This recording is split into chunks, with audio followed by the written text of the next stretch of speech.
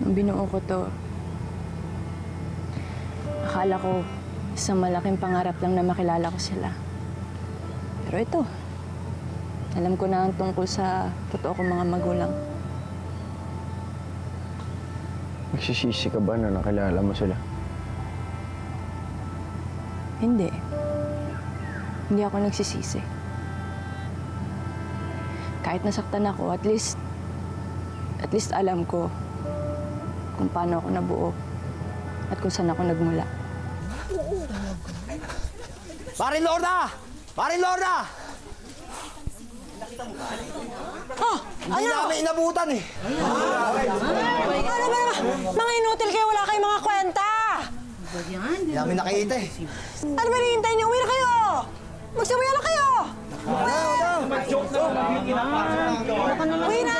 Alam mo, pinaasa mo lang kami, Lord. Hindi! Uwi na! Naririndi ako sa inyo, uwi na kayo! Ano sa kayo? Bahala kayo! Oo, sige, bahala kayo! Utang ako ng 50 pesos para maging 300 pera ko. Guys, di talaga tong hope na to. Pera na naging patok eh.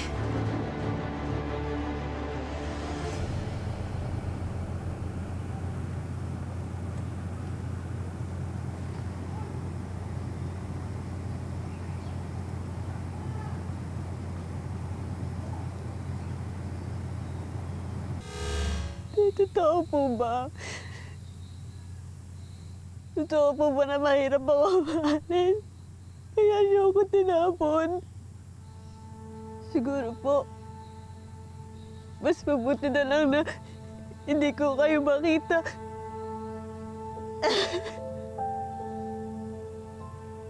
Kasi baka hindi niyo rin ako matanggap eh. Hindi ko po kakayanin kung pati kayo itakwil niyo ako.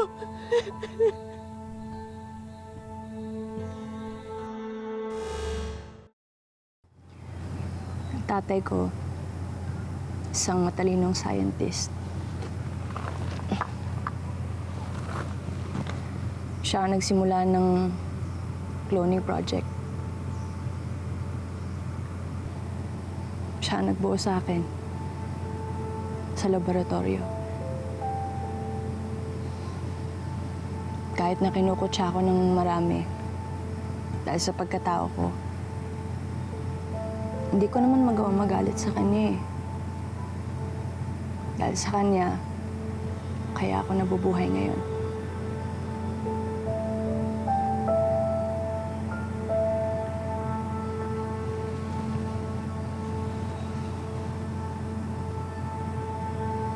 Para saan yan? Ito, para to kay Tatay Jong.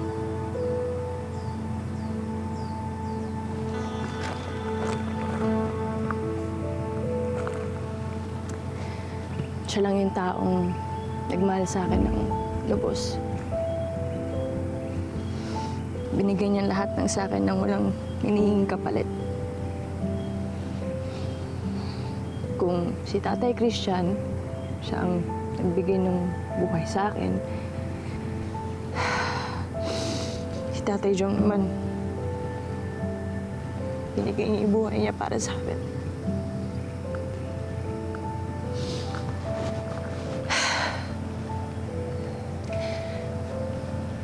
Tay Jong, sa lahat ng tao, kayo ang dapat na higit na parangalan. Sana naririnig niyo ako ngayon.